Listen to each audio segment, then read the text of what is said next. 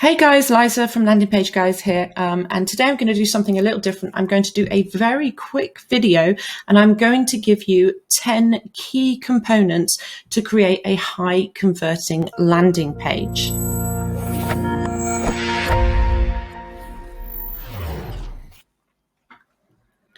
So guys, before I jump into this these 10-point guide, just a couple of things. So firstly, if you're currently watching this in YouTube and you're not a member of our Facebook group, then guys, after the video, head on over, search landingpagelab.com, ask to join. It's completely free. And in here, you're going to find loads of useful tips and tricks. Plus, there's some great conversations going around CRO. It's all in here, guys. And guys, if you're in YouTube at the moment and you're not on our YouTube channel, head on over, hit the subscribe button, and don't forget to hit the notification bell as well, so you're the first to hear every time we drop some fresh content. So guys, today's video, it's only going to be a short one, but I wanted to do it because we're always hearing people say we need more traffic, and my instant gut reaction is, do you? So yes, I understand we all want to scale, but are you guys currently getting the most out of your current traffic? Because I bet you're not. We know 2021 has been absolutely insane. Online is getting so competitive. So that's why I thought it'd be helpful to actually sit here and give you this 10-point guide on key components in the structure of your landing page. And this way, guys, hopefully you guys won't be chucking money away. So what I'm going to do is, I'm sure you've all seen the maximise store that we did. I know Oliver's shown that video, and honestly, it's a 6 store. But this is one of the sales pages that we did for these guys. So this is a nice page because it's going to clearly show you where these kind of 10 points need to be and what you need to be adding to your pages. So this is a direct response sales page. Guys, these key components pretty much apply to all pages, but definitely, especially these kind of direct response, lead gen. It could even be to your product pages. All of this applies. So make sure you're hitting these 10 points. So point number one, guys, and it's going to be have a strong value proposition. Now, what I mean by that is your headline. Make sure that you give us a benefits-driven statement. Okay, benefits are what are going to sell your product. Features do not sell product as much as benefits. We need features as well, but absolutely, people are emotive buyers. We buy based off our emotions. You need to make sure you're highlighting the benefits. So here you can see that we've used keep your family and loved ones safe. Instantly, the fact that it's your loved ones, your family, you're emotionally involved straight away. So make sure you have a benefits-driven headline. Also, guys, make sure you are pulling out on those sort of 3 to 5 key benefits as well above the fold. Number two, now guys, we see some crazy images. Make sure you are using strong imagery. And when I say strong imagery, I mean, first of all, keep it relevant to your offering or product. Sometimes you see some really confusing images. You don't know what you're actually trying to purchase. And also, guys, ensure that the image quality is really super, super high. So as you can see, when I land here, there is no mistaking what I'm about to buy. It's a face mask. So always make sure you give them that nice, clear product or image that's related to your service. Now, point number three, guys, and these so far, all these points are above the fold. So point number three, still above the fold, is make sure that you have social proof. It is absolutely insane to us that there are still pages out there that aren't using social proof. It is a key conversion principle. So first of all, above the fold, you need to get yourself a testimonial, and you need the image next to it to be an authentic one. So don't use stock images, don't use models, make sure it's in fact authentic. If anything, it sounds terrible, but the rougher the better. We believe it when it's more genuine. So make sure you're getting that on there, guys. And of course, that also comes in the form of these stars. So don't put 5 stars out of 200 reviews. Make sure you're elongating it. So again, pulling out on the benefits. So here we've got safe and stylish customers. Yours might be something like, I don't know, happy pet owners if it's a pet product, or happy clients if it's a service that you're offering. But again, make sure that you are pulling out on that emotive term along with your star rating. Now, also, guys, this has got the 5 stars, but I would probably go with the 4.9 or 4.8 out of however many, just because people kind of see that as being more authentic. I think we're all infallible. If you have got nothing but 5 stars, you know, and I know these guys do awesome, then great. But sometimes it makes sense to do the whole 4.9 or 4.8 as well. So number 4 is trust, guys. Trust is key to helping people engage with your product or site or service or whatever it might be. There are so many scams online now. It's honestly scary. You just don't know who to trust. So make sure that your page is instantly trustworthy. And the most simplest way of doing that on any kind of sales page is to use these payment icons. These are recognized worldwide as trustworthy symbols. So make sure you're getting that trust on there as well. Now, another form of trust is, as you can see here, the featured in. Now, obviously, these are big brands in the UK, guys. If you're in the US, you might have BuzzFeed or Forbes or wherever it might be. But, you know, having this featured in helps to instill trust straight away from your consumer. If it's lead gen, guys, then just think to yourselves, well, it's going to be companies that you've worked with, you're accredited by anyone, and having things like the Norton and McAfee security seals as well. So guys, number 4 is make sure you show trust. Number 5, guys, number 5 is all about your call to action. So guys, you need to have one strong, vibrant call to action. As you can see here, we've gone with the nice sort of gold color, and it's very, very clear. It stands out from the page. And also, guys, get yourselves an emoji on your call to action. So we have data that shows that it can increase your click-through rate, no joke, by up to 40%. So guys, don't miss a trick. Get an emoji on your call to action.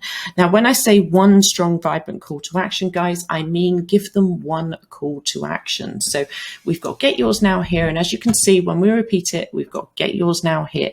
Don't have get yours now and then have learn more, or if it's lead gen, fill in the form, or give us a call. Make sure that you're giving people this one action to take, and they're more likely, because any kind of deviation from your message or too many options will make people indecisive. And what we want to do is just make it as easy as possible. So number 5 was that one strong, vibrant call to action. So number 6, as we go through, is more about piquing your consumers' interest. So the next sort of few are all about piquing their interest. Now, as we go down, the first thing to say is for number 6, keep it simple. Okay, break it down for your consumer.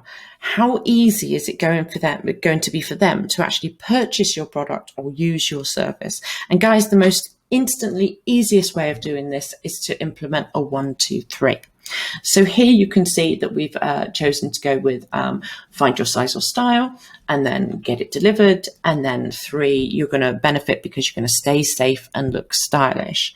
So what you want to do is you want to break it down into sections. So it's what the consumer will do, what you will do, and then how the consumer will benefit again. Because basically I've landed and I've like, okay, oh, actually this is going to be easy. You've got my interest. So really make it super simple for people to interact with your service and to interact with your product or get your product.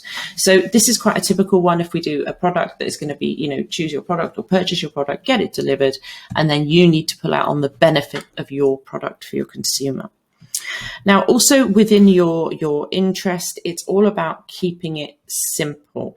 So guys, if you can kind of market the problem, here we're showing people, you know, this is obviously the sciencey bit. So, you know, we're showing them what the problem is without a mask, and then we're going to present them with the solution, which is that they need the mask. So guys, keep your content very simple. Make sure you're hitting on people's pain points, and then bam, sell them with the solution.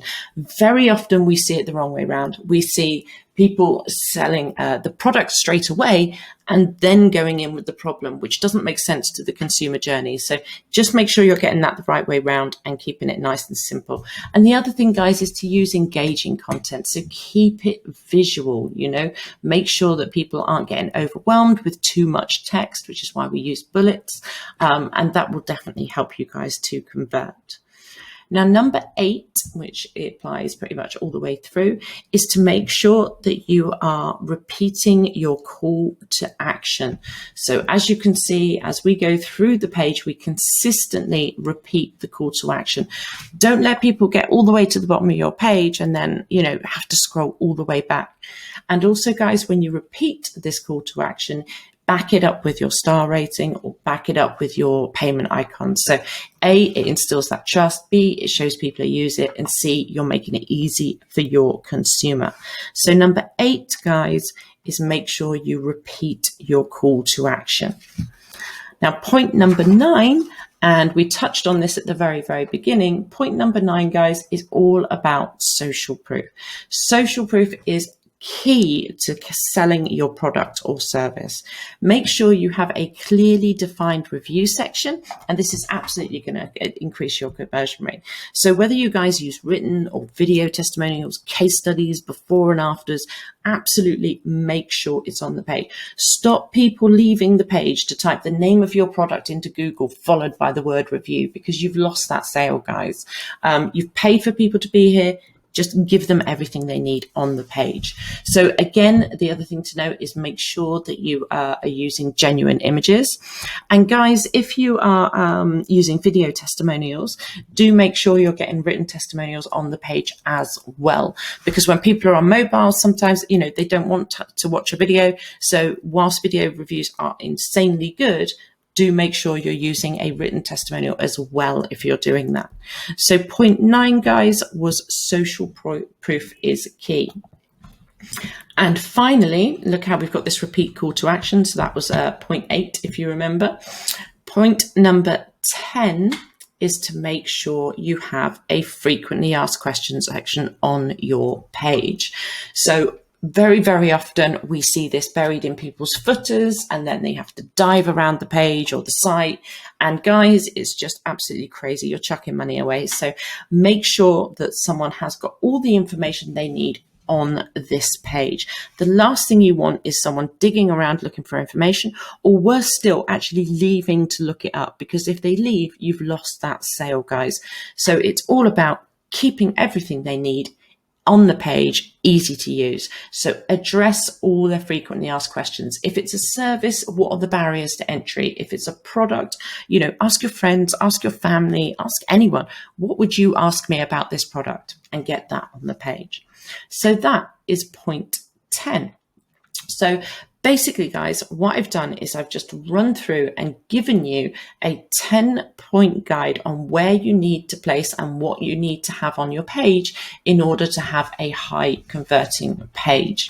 So I hope that that has helped. Now, what I have done is I've just popped it onto a little doc here as well.